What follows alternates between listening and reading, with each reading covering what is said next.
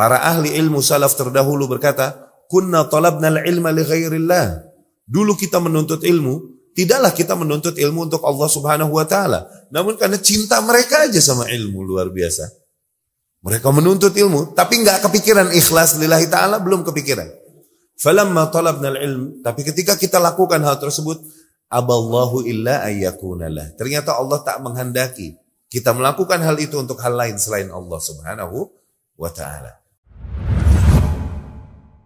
Nah, orang-orang yang syirik hakikatnya adalah mereka yang bergantung kepada selain Allah Subhanahu wa taala. Nah, fenomena ini, betapa kebergantungan hati kepada selain Allah Subhanahu wa taala adalah hal yang paling efektif merusak hati manusia. Okay? Ini menjadi cambuk bagi kita untuk apa? Untuk memaintenance tauhid dan keikhlasan kita di dalam beramal bagi Allah Subhanahu wa taala. Karena tadi kita katakan bahwa keikhlasan adalah bisa jadi sesuatu yang tidak dimulai dari awal. Bisa jadi seseorang mungkin melakukan yang ia lakukan bukan lillahi ta'ala, tapi Allah menginginkan kebaikan baginya, sehingga diarahkan ia ke arah keikhlasan. Para ahli ilmu salaf terdahulu berkata, kunna talabnal ilma li ghairillah. Dulu kita menuntut ilmu, tidaklah kita menuntut ilmu untuk Allah Subhanahu wa ta'ala, namun karena cinta mereka aja sama ilmu luar biasa. Mereka menuntut ilmu, tapi enggak kepikiran ikhlas lillahi ta'ala, belum kepikiran.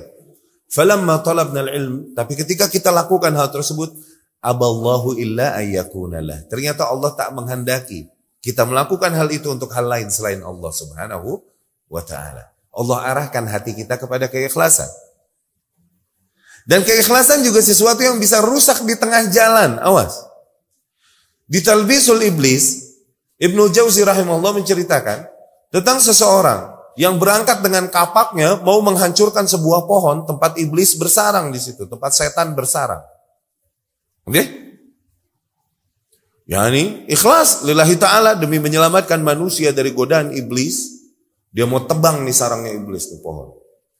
Kemudian on the way, OTW, ketemu dia sama iblis ini. Mau kemana kau? Aku mau menghancurkan pohon itu. Iblis nih yatamathal fi surah adami, menyamar dalam bentuk anak manusia. Aku mau menghancurkan pohon itu. Supaya apa? Supaya tidak ada lagi di sini sarang iblis menyesatkan hamba-hamba Allah. Ya salah. Iya kan? Iblis pun membujuknya, jangan kau hancurkan. Kenapa? Walaka dinar kulla yawm tajidha tahta wisadatik, tajiduhu tahta wisadatik. Kalau kau tidak menghancurkan tuh pohon, maka kau akan dapatkan 1 dinar tiap hari.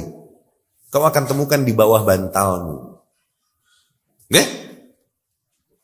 Nah, ini fitnah.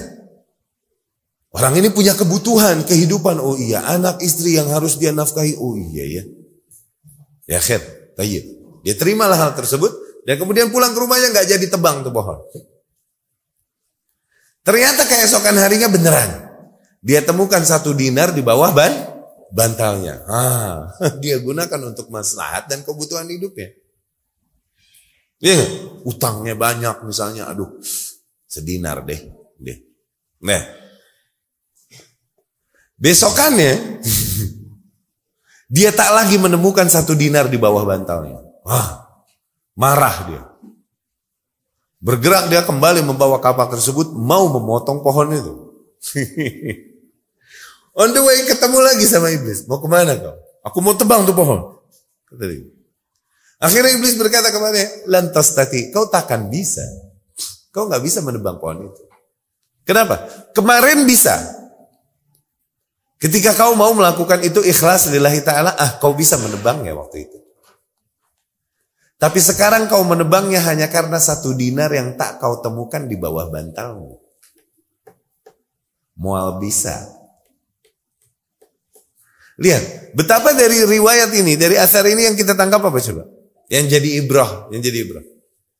Keikhlasan ini sesuatu yang bisa rusak di tengah jalan. Maka hukumnya wajib atas tiap individu untuk maintenance keikhlasannya dan mengulang-ulang niatnya. Kembali muhasabah, apa yang kulakukan, apa yang kuperjuangkan, untuk apa? Apa? Untuk pencitraan dirikukah di mata para makhluk? Atau apa benar memang aku mengejar ridha Allah Subhanahu wa taala? Coba, yang aku mau lakukan nih urgensinya apa? Kalau aku memang ikhlas mengejar ridha Allah, kira-kira aku akan melakukan hal ini enggak? Karena orang yang menjaga keikhlasannya, mereka tidak akan melakukan hal-hal konyol yang merusak dan menodai keikhlasannya. Ikhlas atau enggak urusan hati kan? Urusan hati kan? Siapa yang tahu? Gaib kan? Tapi di antara amarat, di antara ciri-ciri orang yang ikhlas, mereka hati-hati dan meninggalkan perkara-perkara yang akan merusak keikhlasannya. Apalagi perkara itu konyol.